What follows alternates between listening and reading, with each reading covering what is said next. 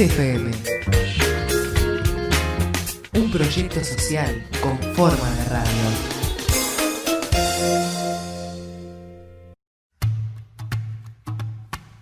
Frecuencia Tejana realiza un ciclo de podcast sobre el proyecto de ley de urgente consideración. El ciclo lo pensamos como un aporte a la discusión pública de un tema que consideramos fundamental y que va a incidir en nuestra cotidianeidad y en la de nuestros barrios. Marco general, comunicación, educación y adolescencias y seguridad son los ejes que elegimos para conversar. Nos parece importante conversar sobre los cambios y reformas que la LUC introduce en la educación. Pensar sobre los modelos educativos, la educación como derecho y en clave de derechos es lo que nos convoca.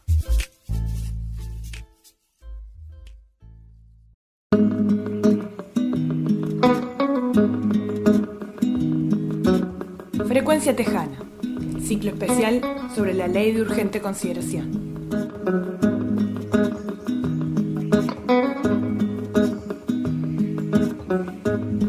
En el programa de hoy charlamos con Antonio Romano sobre el impacto de la LUC en el sistema educativo.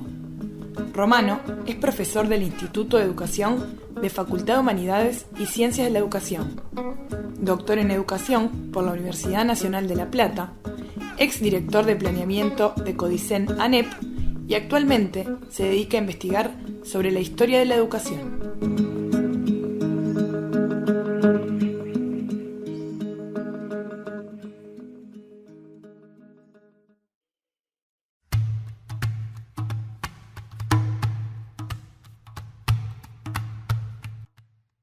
Antonio, lo primero que queríamos preguntarte, como para pensar sobre el impacto de la ley de urgente consideración, sobre todo en la educación, era si es posible pensar la educación en clave de derechos humanos a partir de los cambios que propone esta ley que se está discutiendo actualmente.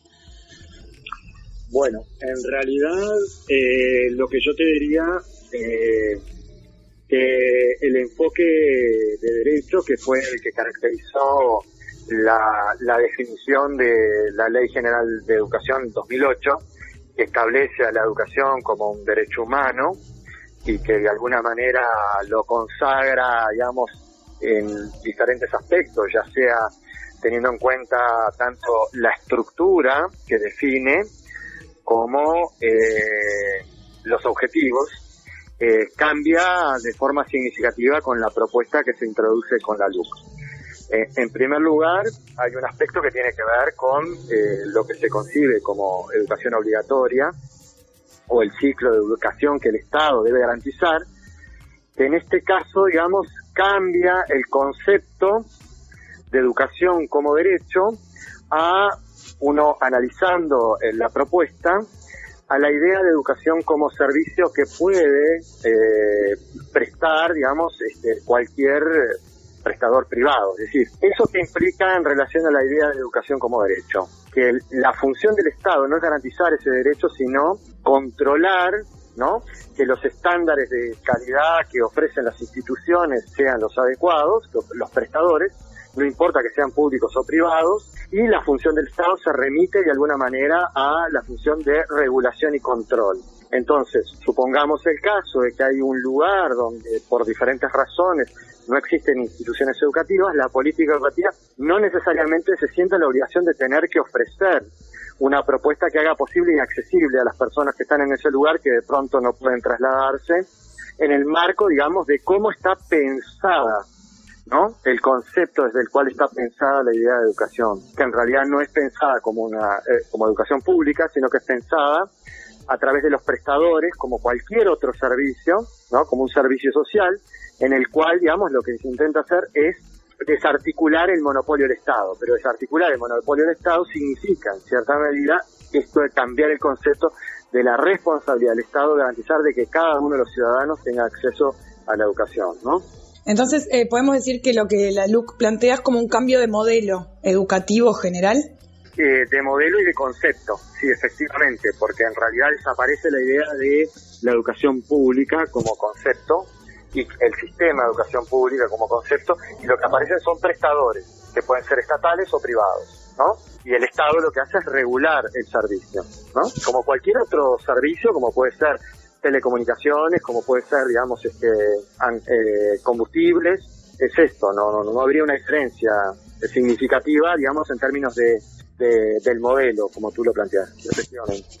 Y este cambio de modelo o de concepto, ¿qué otras caracterizaciones tiene? Bueno, desaparece la idea de sistema de educación pública y lo cambia por la idea de organización. ¿Esto qué consecuencias tiene, no?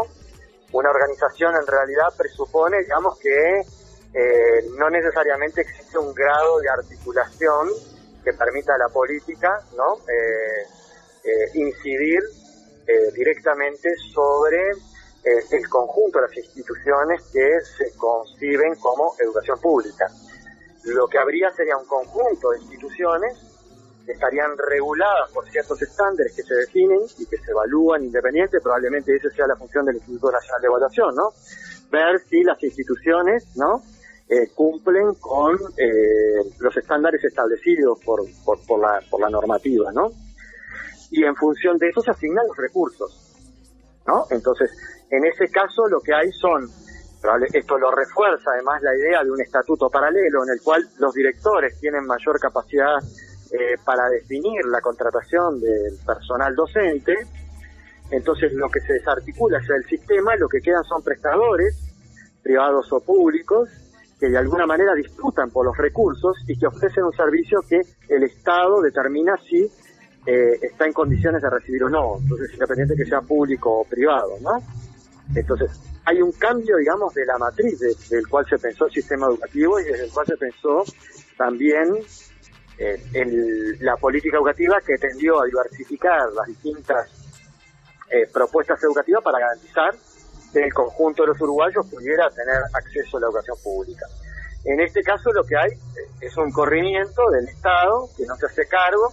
Los que serían responsables si un estudiante no aprende, en sentido estricto, no es el Estado y la política educativa, sino los particulares que se ofrecen ese servicio, y que en caso que el Estado entienda que los recursos que se le proporciona no están cumpliendo con los objetivos, lo puede retirar y ofrecérselos a cualquier otro prestador, ¿no?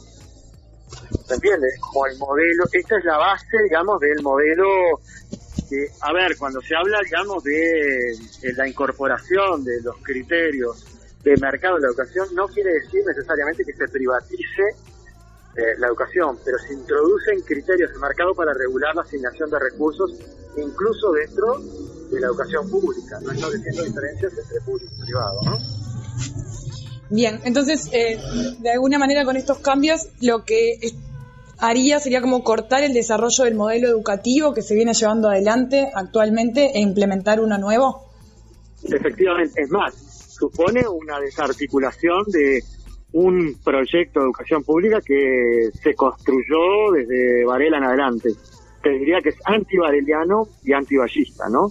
Desde un modelo como este no se podía haber pensado la expansión de la educación pública, tal como se concibió durante el siglo XIX, como un sistema, porque antes lo que existía era un conjunto de instituciones, ¿no? Inarticuladas, que ofrecían un servicio a los particulares. Desde Varela lo que tenemos es un sistema de educación pública. Ese sistema se desarticula, es el sistema que fue fortalecido con el vallismo, con la expansión a los liceos departamentales, y que podríamos tener una última oleada de ese vallismo en lo que fue la expansión de la universidad al interior, ¿no? Uh-huh. Que podría ser equiparable, digamos, lo que es el modelo universidad en el interior a lo que fue el modelo vallista de expansión de la enseñanza secundaria al interior. Eso está desarticulado. Desarticula y se apuesta a un modelo que es prevareliano, ¿no? En este punto se apuesta a la libre competencia de los particulares para garantizar, digamos, la calidad del servicio, ¿no? Y no a una política que intenta definir con parámetros claros, con políticas de formación docente, apuesta a la a una mejor calidad de la formación docente, apuesta a distribución de recursos y potenciar construcción de nuevos locales. Como parte de una apuesta del Estado, esto desaparece, ¿no? Del horizonte. No quiere decir que no se van a hacer nuevas construcciones, probablemente algo de esto haya, pero lo que cambia es probablemente la forma de gestión esté más vinculada a, por ejemplo, cómo funciona el Liceo Impulso, ¿no? Que lo que hace es que bajo una forma indirecta apuesta, digamos, a los particulares sean los que lo financian y establecen mecanismos de contratación de los docentes bajo una lógica, digamos, desregulada que permita que, ¿no? Esto es lo que pretendería hacer el nuevo estatuto, que el director pueda elegir con quién quiere trabajar y quién no, lo cual fomenta también un cierto grado de discrecionalidad importante, ¿no? Entonces, hay un cambio, te diría, digamos, histórico, ¿no? Te diría más de 150 años, prácticamente, y no hay ningún antecedente de una forma de organización del sistema educativo con estas características, y en la mayoría de los lugares hay enorme evidencia empírica que demuestra las investigaciones que dan cuenta que la utilización de este mecanismo de mercado en otros países del mundo, no hay que ir muy lejos, hay que ir a Chile. Este es el modelo chileno, básicamente, ¿no? Que Chile está con muchos esfuerzos tratando de salir de esto. Es decir, no tenemos evidencia ni en nuestra historia, ni tampoco en ningún otro país, de que este tipo de modelo no fomente los niveles de desigualdad, ¿no? Aumente los niveles de desigualdad. Y sin embargo, aún así, el gobierno insiste en avanzar por esta vía, ¿no? Lo cual es una apuesta muy peligrosa, irresponsable, yo creo, para decirlo de alguna manera. Porque no hay antecedentes que puedan dar cuenta de que efectivamente las cosas así puedan funcionar. Bien, y a nivel como de este cambio, ¿no? De modelo que me comentás que es histórico, que hasta el momento es pre-bareliano, digamos, no había sucedido tal intenciones por lo pronto de este cambio, ¿cómo podría afectar a alguien que efectivamente está en su tránsito educativo y este modelo cambia en la mitad, digamos? Bueno, eso la implementación es más difícil de saber, ¿no? Porque en realidad siempre los procesos de implementación son como más, una cosa es el diseño, cómo se concibe, desde qué perspectiva, y después la implementación, ¿no? Sobre todo porque tenemos un sistema consolidado, que tiene una larga tradición y que no es tan fácil alterarlo, digamos, con una intervención de estas características. Llevaría el proceso de montaje largo tiempo. Lo que podría producir es un mayor nivel de fragmentación, ¿no? Lo cual hace que las instituciones, lejos de recurrir a la política estatal, digamos, a la política pública, terminen quedando librados a sí mismas por la posibilidad de los resultados, ¿no? Y dependen en cierta medida, digamos, de lo que hagan su continuidad. Entonces también ahí puede pasar, y se han generado como mecanismos que después se tienen que plantear correctivos, de que las instituciones empiecen también a forzar los resultados para obtener, digamos, el financiamiento necesario para seguir existiendo.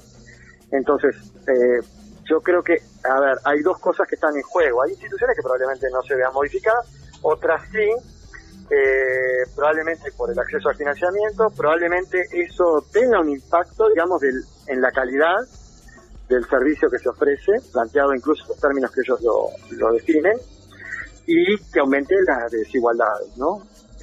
Si se critica, digamos, que este es uno de los problemas de nuestro sistema educativo, todas las investigaciones lo que ponen en evidencia es esto de que fragmenta más el sistema,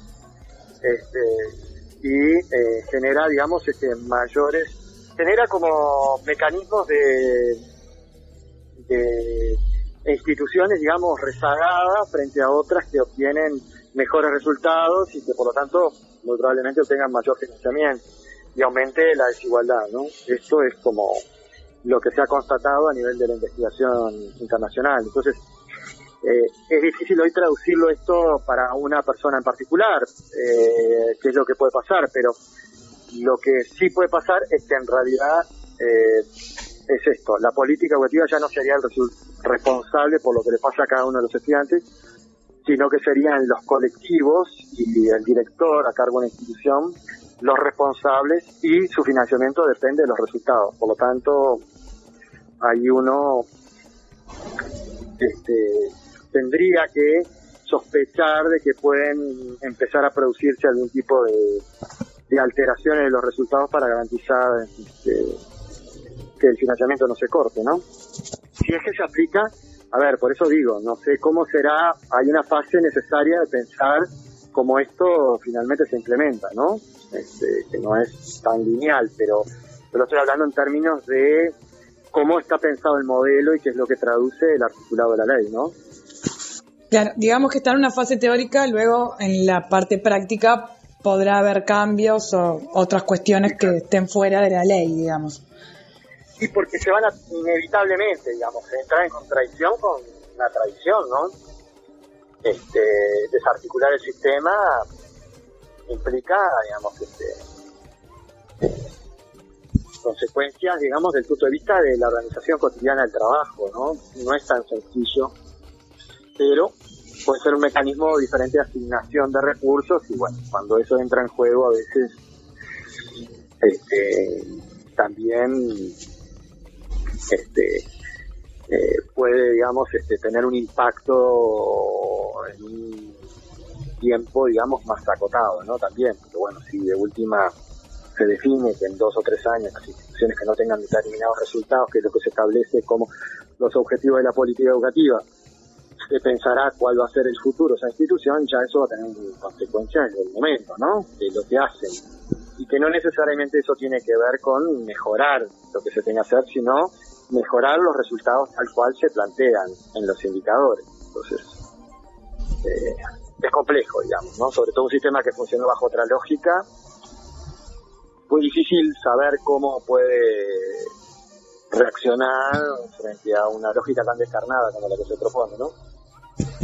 Entonces, no te podría decir cuáles serían las consecuencias. Sí, lo que me queda claro es que para cualquier persona, ciudadano uruguayo, lo que está en juego es en qué medida estamos perdiendo esto, algo que nos costó 150 años construir, ¿no? Con todos sus defectos y todas sus virtudes.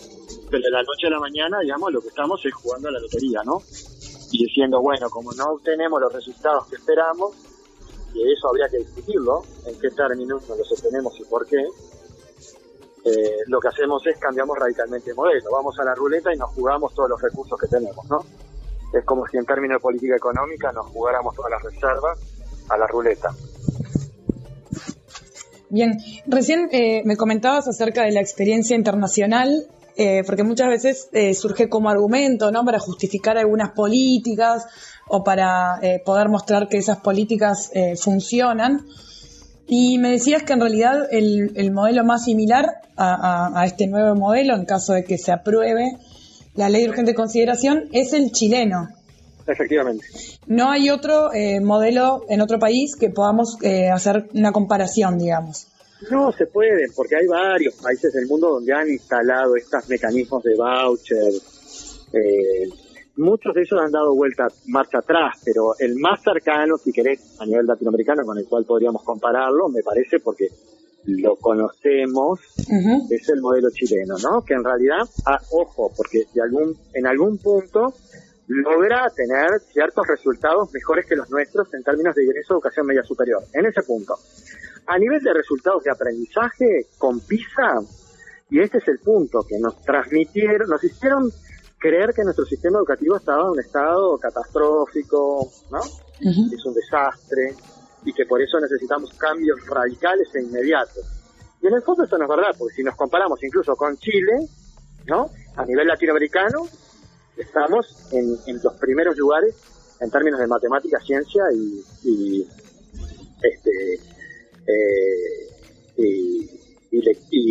lectura, ¿no? Lectura y escritura, ¿no? Entonces, si uno dice, bueno, a ver, ¿con quién nos podríamos comparar a nivel latinoamericano? Bueno, nos podemos comparar con ellos. ¿Cómo estamos en términos de aprendizaje? Estamos prácticamente similares en los primeros lugares. ¿Cuál es la diferencia? Los secretos de educación media superior. Ahí sí, pero ahí hay que explicar las razones por qué nosotros tenemos un bajo nivel de egreso y ellos tienen un alto. Lo que pasa que ellos, el acceso a la universidad, posteriormente no accede todo el mundo a la educación pública, sino que hay un sistema muy fragmentado que permite continuidad posterior, pero hay como sistemas de circuito y los estudiantes, digamos, se endeudan para finalizar, ¿no? En el caso nuestro, en realidad la Universidad de la República es gratuita, los estudiantes no se endeudan, pero es cierto que no hay una diversificación de oferta para continuidad posterior, porque el modelo es distinto. Entonces, en gran medida, los bajos niveles de egreso están relacionados también con cómo se construyó el modelo, ¿no? Tendríamos que pensar el sistema educativo en su conjunto y tendríamos que pensarlo desde el punto de vista de el egreso de la educación superior o el ingreso a la educación superior para pensar el egreso a la educación media superior.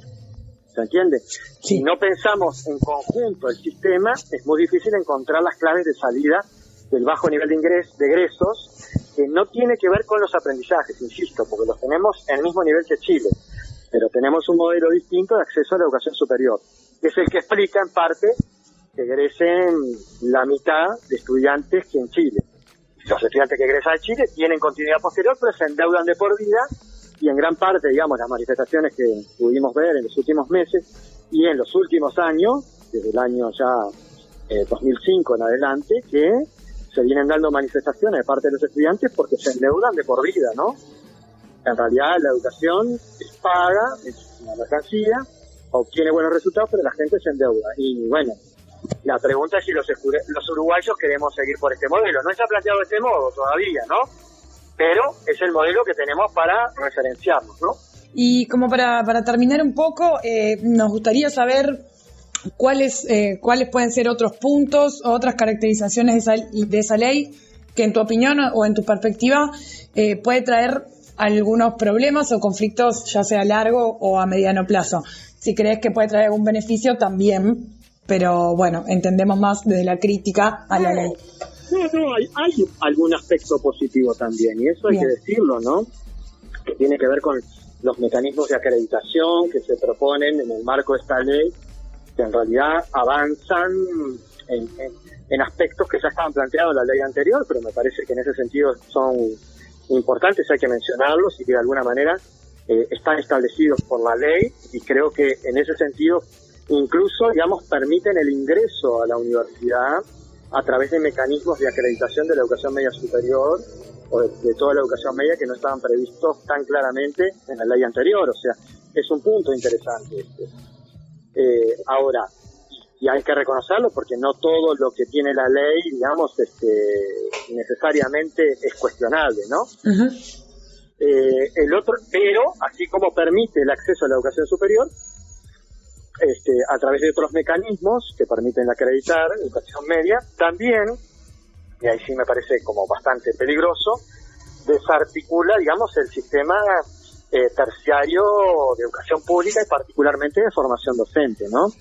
Porque en realidad ya no vamos a pensar en convertir en universidad a través de o el Instituto Universitario de Educación, como estaba previsto en la ley, o a través de la Universidad de la Educación, sino lo que se plantea es justamente que cada instituto como tal pueda acreditar su carácter universitario, es decir, cualquier IFD, ¿no? Lo que hace se postula como institución. Ahí está la idea de desaparición del sistema, ¿no? Uh-huh. Se postula y se establece simultáneamente un sistema de becas, que es el que lo va a direccionar el ministerio. ¿Cuál es la condición para el acceso a la beca?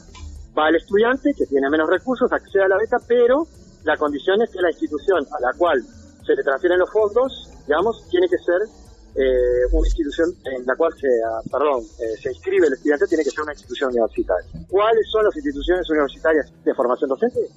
Es el sector privado, que hoy tiene el 1% de la matrícula, de toda de la matrícula de formación docente. Bajo esta vía, lo que se hace es una forma de financiamiento indirecto en nombre, digamos, de una causa que todos compartimos, que es convertir en universitaria, digamos, la formación de los docentes. Pero bajo esta vía lo que se está haciendo es, bueno, se da por sentado que en última instancia las instituciones públicas, pero ya no como políticas, sino que librado a la iniciativa de los directores, deberán proponer y presentarse para ser acreditadas como universitarias. Y entre tanto, las únicas que están en condiciones de poder hacerlo, ¿quiénes son? Las universidades privadas. Y el presupuesto del Estado, a través de las becas, ¿a dónde va a ser direccionado? A los estudiantes que de alguna manera participan. ¿Se entiende? Entonces, acá es donde uno puede ver cómo avanza, digamos, el sistema y el costado más peligroso que tiene, digamos, de desarticulación, que bueno, cómo desarrollar programas en conjunto, por ejemplo, entre la NEP y la UELAR, ¿no? Para la formación docente, sí, lo que tenés son archipiélagos de instituciones que están desesperadas buscando acreditar, porque si no, no tienen recursos que le permita tener a los estudiantes. Es una lógica muy diferente de la que tenemos y plantea, digamos, esto, la prioridad del mercado como mecanismo regulador y no la política, ¿no? Yo diría que esto es, las dos transformaciones están más importantes de concepto, tienen que ver esto, el cambio de la educación como derecho a un servicio, y por otro lado, digamos, la centralidad de la política educativa a los mecanismos de competencia de mercado para regular y mejorar la calidad de la educación pública, ¿no? Bien, y ahora sí, por último, capaz que charlar un poco sobre el tema de los tiempos, ¿verdad? Porque al estar incluidos estos cambios en una ley de urgente consideración, no sé, vos me dirás qué te parecen, si estos 90 días son suficientes como para discutir un cambio de modelo educativo histórico, si se podía hacer de otra manera, ingresando una ley común al Parlamento, o bueno, ¿cómo es tu opinión al respecto de incluirla en esta ley de urgencia? Yo creo que las consecuencias que tiene esta ley son demasiado relevantes como para establecer un plazo tan acotado, y además discutido no solo el problema del plazo acotado para discutir este proyecto, particularmente esta dimensión del proyecto de la ley de urgente consideración, sino porque además se discute junto con una enorme cantidad de temas que no van a permitir, digamos, un tiempo de consideración, ¿no? Adecuado. Entonces, un cambio tan importante, yo creo que merecería, los uruguayos nos mereceríamos tener más tiempo para discutirlo. Y uno se pregunta si realmente esto es urgente. Y yo te diría que el propio gobierno dio una respuesta respecto de la urgencia, que es distinta y entra en contradicción con el hecho de que esté incluido en esta ley. Este gobierno se tardó en designar a las autoridades que iban a integrar los consejos. Recién hace poco más de una semana, 2 semanas, que se completaron todas las autoridades, ¿no? Estuvieron prácticamente 2 meses con las autoridades anteriores, salvo la designación de Robert Silva, que también se demoró un tiempo. ¿Por qué se habían postergado? Porque se pensaba que para que asumieran las nuevas autoridades lo tenían que hacer en el marco de la aprobación de la nueva ley, ¿no? Con una nueva estructura, porque lo urgente era el cambio de gobierno, ¿no? Lo urgente era el cambio de estructura. Los hechos a que llevaron el gobierno, digamos, finalmente terminó designando los consejos, designando las personas para integrar los consejos de la anterior estructura. Eso que pone en evidencia que era mucho más importante, ¿no? Tener las autoridades que dirigieran la educación, mucho más importante que el tipo de estructura en el cual se incluyen, ¿no? Para trabajar. El propio gobierno reconoce que hay cosas que son más urgentes y que me parece que en este sentido deberíamos tomarlo como eso, como una señal de que, bueno, el gobierno puede estar urgido y puede querer, digamos, introducir estos cambios, pero son demasiado importantes como para que se resuelvan de esta manera, ¿no? Sin que afecte la calidad democrática, sin que afecte el futuro, digamos, de los uruguayos, ¿no? Que nos merecemos también poder discutir, más allá de que estos argumentos puedan, que yo planteo, ser refutados también, y es propio, digamos, del debate democrático, demostrar de que última uno puede también estar equivocado y que puede haber argumentos razonables que puedan sostener una posición, pero no con el tiempo de discusión que se plantea, ¿no? Yo quisiera tener la oportunidad, en el marco de esta discusión, que me demostraran que estoy equivocado. Esto es mi máxima aspiración. Y ojalá alguien lo hiciera, y yo estaría dispuesto gustosamente a reconocer el error de mi razonamiento respecto a lo que se está planteando. Pero para esto necesitamos tiempo.